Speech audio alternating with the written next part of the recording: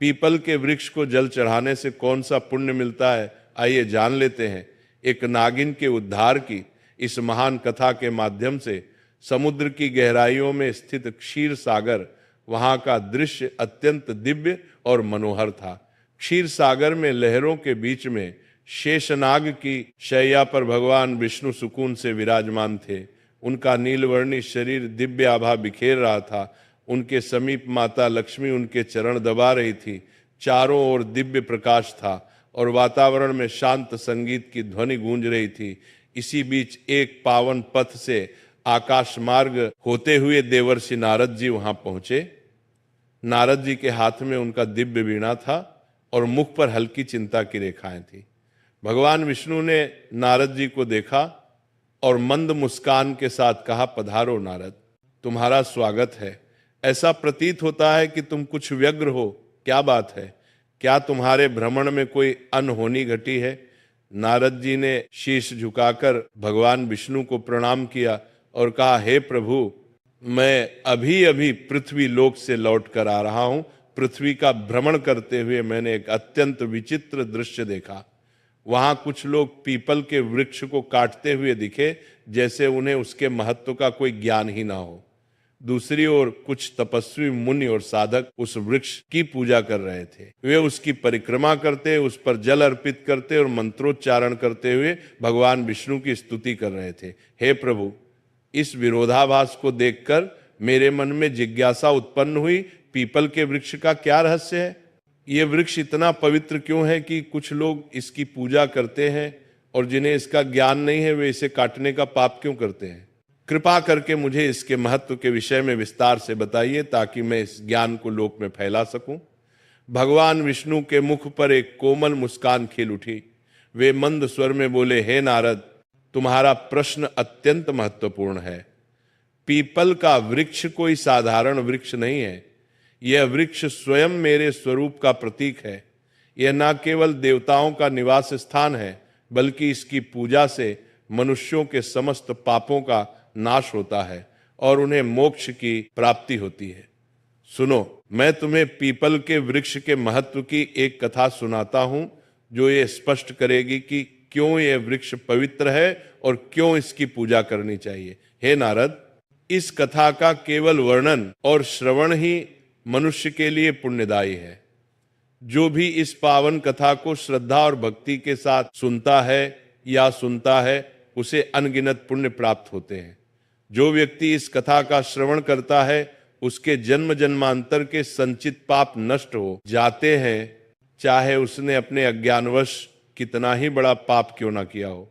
इस कथा के श्रवण से उसे पापों से मुक्ति मिलती है। इस कथा को सुनने वाला अपने पितरों का आशीर्वाद पाता है, उसके पूर्वज संतुष्ट होते हैं और उसे सुख, समृद्धि और शांति का वरदान देते हैं। इसके फलस्वरूप पितरों के क्षण समाप्त होते हैं और उनके मार्ग में आने वाली बाधाएं दूर होती हैं। इस कथा को सुनने वाला व्यक्ति अपने घर में दुर्भाग्य, दरिद्रता और कष्टों को दूर करता है। उसके परिवार में सुख, समृद्धि और लक्ष्मी का वास होता है। उसका जीवन सदा मंगलमय रहता है। यदि किसी स्त्री पुरुष को संतान सुख की प्राप्ति में बाधा हो रही हो, तो वह इस कथा को श्रवण करके पीपल के वृक्ष की पूजा करे, उसे संतान सुख की प्राप्ति अवश्य होती है। नारद जी ने आनंद और जिज्ञासा से कहा, प्रभु, मैं ध्यान पूर्वक सुन रहा हूं, कृपया इस कथा का वर्णन कीजिए। भगवान विष्णु ने कहा, हे नारद, पूर्व काल की बात है, एक अत्यंत गरीब व्यक्ति रहता था जिसका नाम हरिदास था। हरिदास ईमानदार और परिश्रमी था, लेकिन उसका जीवन अत्यंत कठिनाइयों से भरा हुआ था। वह जंगल से लकड़ियां काटकर उन्हें बेचता और जैसे तैसे अपने परिवार का भरण पोषण करता था। उसका परिवार बड़ा था, बूढ़े माता पिता, उसकी पत्नी गायत्री और 3 छोटे छोटे बच्चे। हरिदास दिन रात मेहनत करता, फिर भी परिवार के लिए पर्याप्त भोजन जुटाना मुश्किल हो जाता। उसके घर में किसी भी प्रकार का धार्मिक कार्य नहीं होता था और ना ही देवताओं की पूजा अर्चना होती थी। हरिदास को शास्त्रों और धार्मिक महत्व के विषय में कुछ भी ज्ञान नहीं था। एक दिन हरिदास हाथ में कुल्हाड़ी लिए जंगल की ओर निकल पड़ा। वह सुबह से ही जंगल के एक एक कोने में घूमता रहा, पर उसे लकड़ियां तो दूर, एक भी सूखा पेड़ नहीं मिला। उसकी थकान बढ़ती जा रही थी और सूर्य अपनी मध्यावस्था में चमक रहा था। हरिदास को चिंता सताने लगी कि यदि वह आज लकड़ियां नहीं ले गया तो घर में चूल्हा नहीं जलेगा। भूख और प्यास से व्याकुल होकर वह जंगल में और आगे बढ़ाने लगा। जंगल का यह भाग अत्यंत भयानक था। ऊंचे ऊंचे वृक्ष, घनी बेलें और झाड़ियों ने सूरज की रोशनी तक को धरती पर आने से रोक रखा था। जगह जगह सर्प, बिच्छू और अन्य हिंसक जीवों के खतरे भी दिखाई देते थे, परंतु हरिदास की विवशता उसे वहां तक खींच लाई थी। बहुत देर तक भटकने के बाद अचानक उसकी नजर एक विशाल वृक्ष पर पड़ी। वह वृक्ष अपने चारों ओर एक अजीब सी आभा बिखेर रहा था। उसकी शाखाएं मानो आकाश को छू रही थी और उसकी जड़ें धरती को गहराई से बांध कर रखे हुए थी। ये पीपल का वृक्ष था। हरिदास ने मन ही मन सोचा, अरे वाह, कितना बड़ा और मजबूत वृक्ष है। यदि मैं इसकी कुछ टहनियां काट लूं तो आज का काम बन जाएगा। फिर उसने कुल्हाड़ी को मजबूती से थामा और वृक्ष के पास पहुंच गया। वृक्ष के नीचे खड़ा होकर उसने एक क्षण के लिए इधर उधर देखा और कुल्हाड़ी को ऊपर उठा लिया। जैसे ही वह कुल्हाड़ी से वृक्ष पर आघात करने वाला था, तभी एक भयंकर आवाज गूंज उठी जो किसी स्त्री की सी प्रतीत हो रही थी। हे मनुष्य, ठहरो, तुम ये क्या अनर्थ करने जा रहे हो? हरिदास ने चौंक कर इधर उधर देखा, पर वहां कोई दिखाई नहीं दिया। अगले ही क्षण वृक्ष के तने के पास से एक भयानक काले रंग का सर्प प्रकट हुआ। उस सर्प की आंखें चमक रही थी, मानो उनमें अग्नि की ज्वाला जल रही हो। हरिदास भयभीत होकर पीछे हट गया। सर्प धीरे धीरे उसके सामने आकार लेने लगा। वह अब सर्प नहीं, बल्कि एक सुंदर स्त्री का स्वरूप धारण कर चुका था। यह कोई साधारण स्त्री नहीं थी, बल्कि एक नाग कन्या थी। उसका चेहरा तेजस्वी था और उसकी आंखों में अपार रहस्य झलक रहा था। फिर नाग कन्या ने गंभीर स्वर में कहा, हे मनुष्य, तुम यह पवित्र पीपल का वृक्ष काटने जा रहे थे। क्या तुम्हें इसका ज्ञान नहीं कि पीपल के वृक्ष में देवताओं का वास होता है? इसे काटने से तुम्हें महान पाप लगेगा। हरिदास की सांसें तेज हो गईं। वह भयभीत होकर कांपते स्वर में बोला, हे देवी, आप कौन हैं और मुझे मनुष्य की वाणी में बात कैसे कर रही हैं? मैंने तो ऐसा कुछ कभी सुना भी नहीं था। कृपया मुझे बताइए कि आप कौन हैं और ये वृक्ष क्यों इतना विशेष है? नाग कन्या मुस्कुराई और बोली, हे मनुष्य, मैं इस पीपल के वृक्ष की रक्षक हूं। मेरा नाम नागिनी सुरसा है। ये वृक्ष मेरे लिए बहुत प्रिय है क्योंकि इस वृक्ष में मेरा वास है और ये पवित्र है। परंतु इस वृक्ष के साथ मेरा ये जुड़ाव केवल इस जन्म का नहीं है, बल्कि ये एक पुरानी कथा का परिणाम है। सुनो, मैं तुम्हें अपने पूर्व जन्म की कथा सुनाती हूँ। ये कहते हुए नाग कन्या सुरसा का चेहरा गंभीर हो गया।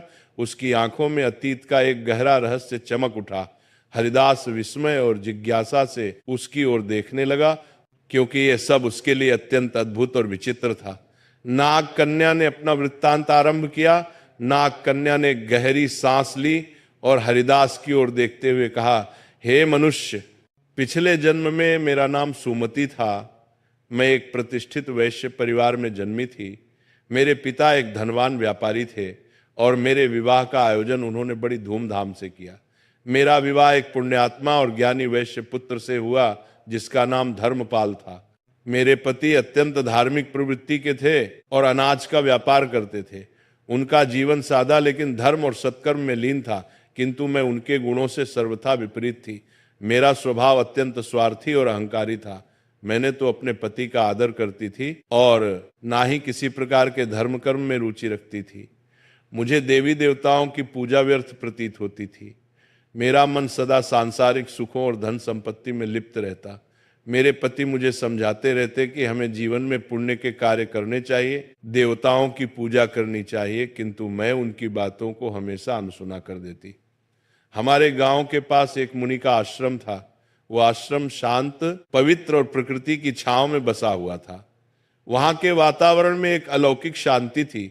मुनि ने अपने आश्रम के आंगन में एक छोटा सा पीपल का वृक्ष लगाया हुआ था। गांव के लोग वहां नियमित रूप से पूजा करने आते थे। वे पीपल के वृक्ष के चारों ओर दीप जलाते, जल चढ़ाते और उसकी परिक्रमा करते।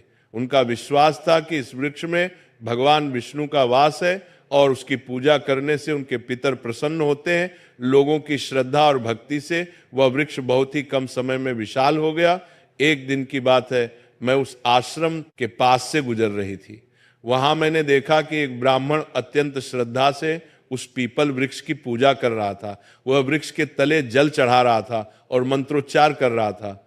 यह दृश्य देखकर मैं ठहाका मारकर हंसने लगी और कटु स्वर में कहा, अरे ब्राह्मण, तुम मूर्खों की तरह इस वृक्ष की पूजा क्यों कर रहे हो? ये तो केवल एक पेड़ है, न फल देता है न फूल। क्या ये पेड़ किसी काम का भी है?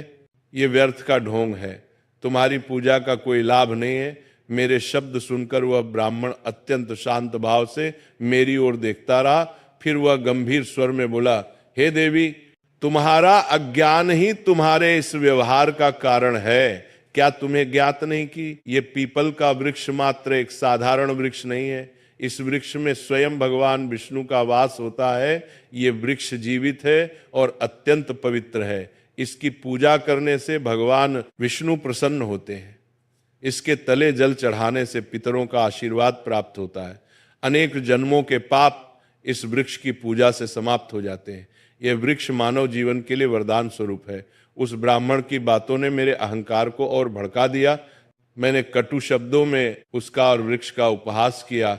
मैं क्रोध में आकर उस वृक्ष के पास पहुंची और व्यंग्यपूर्ण स्वर में कहा, देखते हैं तुम्हारा ये वृक्ष कितना महान है। ये कहकर मैंने आवेश में आकर पीपल के वृक्ष को लात मार दी।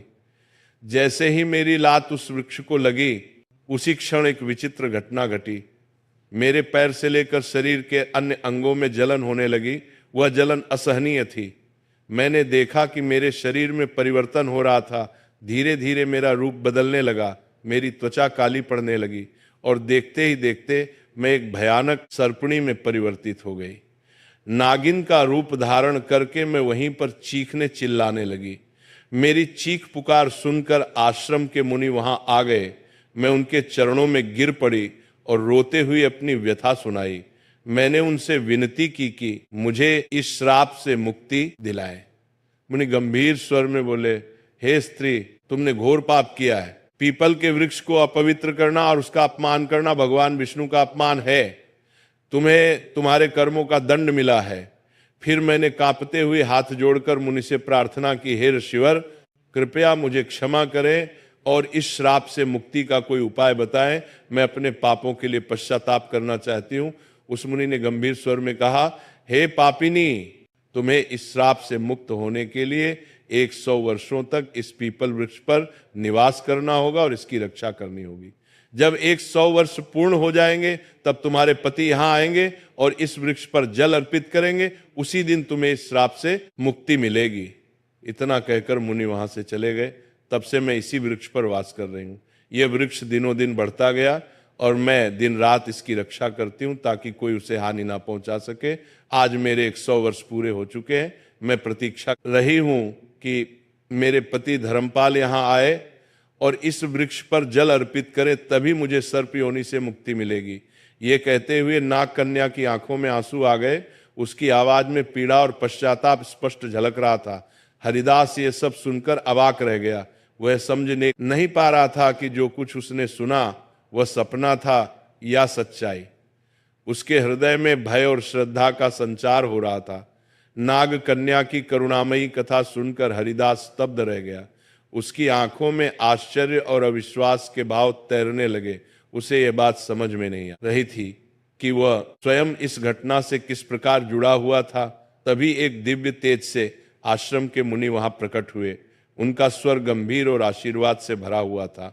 मुनि ने हरिदास की ओर देखते हुए कहा, हे हरिदास, यह सब तुम्हारे पूर्व जन्म के कर्मों का ही परिणाम है। क्या तुम जानना चाहते हो कि तुम इस नाग कन्या के जीवन में क्या स्थान रखता हो? हरिदास ने विस्मय से मुनि की ओर देखा और कांपते स्वर में कहा, हे शिवर, कृपया मुझ पर कृपा करें और मेरे जन्मों के रहस्य का ज्ञान दें। ये सब क्या हो रहा है? मैं इस नाग कन्या के साथ किस प्रकार जुड़ा हूं?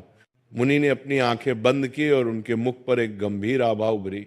फिर उन्होंने कहना आरंभ किया, हे हरिदास, सुनो, तुम्हारे पूर्व जन्म की कथा। इस नाग कन्या जिसका नाम सुमति है, इसका पति तुम ही थे।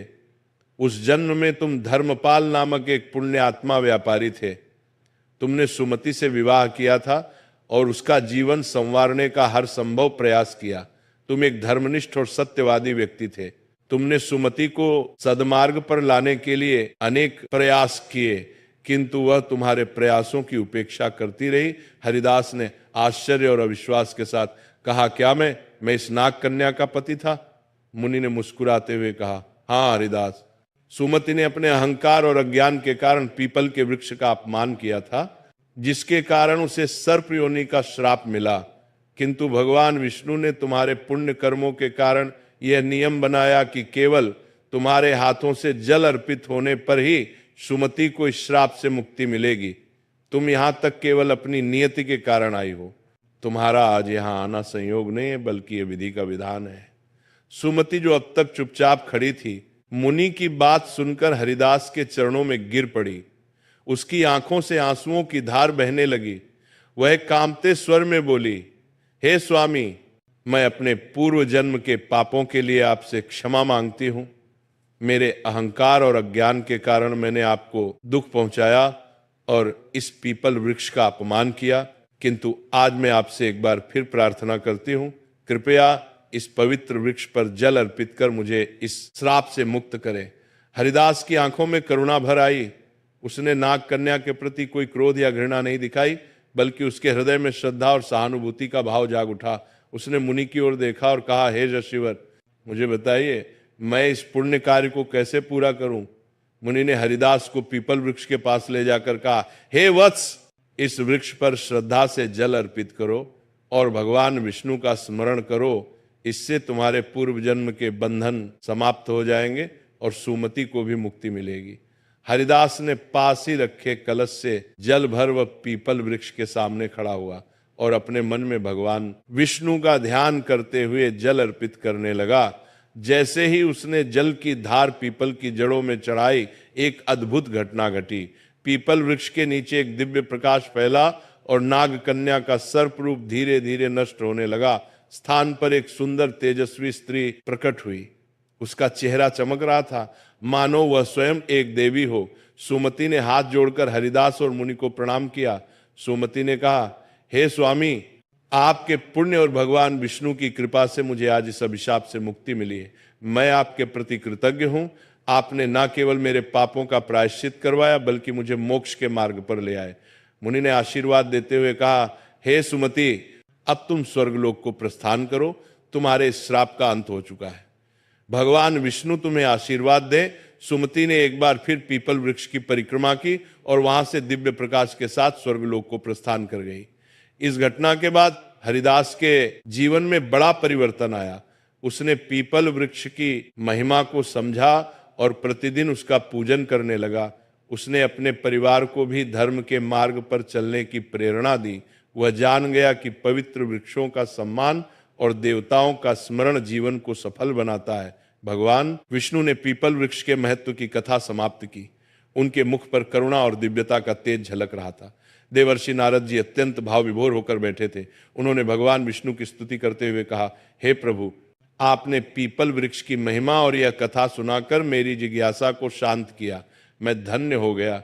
इस कथा से यह स्पष्ट हुआ कि मनुष्य अपने अज्ञान और अहंकार के कारण ही पाप के मार्ग पर चलता है, किंतु आपकी कृपा से ही उसका उद्धार संभव है। यह वृक्ष न केवल पवित्र है, बल्कि स्वयं आपका दिव्य स्वरूप है। भगवान विष्णु मुस्कुराते हुए बोले, हे नारद, ये सत्य है। पीपल का वृक्ष सृष्टि का जीवन है। इसकी जड़ में मैं स्वयं निवास करता हूँ। तने में भगवान शिव का वास है और शाखाओं में ब्रह्मा का। इस वृक्ष की पूजा करने से मनुष्य त्रिदेवों का आशीर्वाद प्राप्त करता है। जो भी इस कथा को श्रद्धा से सुनाएगा अथवा पीपल के वृक्ष की पूजा करेगा, उसे मेरे परम धाम की प्राप्ति होगी। उसके समस्त पापों का नाश होगा और उसे जीवन में सुख शांति तथा परलोक में मोक्ष का आशीर्वाद मिलेगा। नारद जी ने कहा, हे प्रभु, मैं अविलंब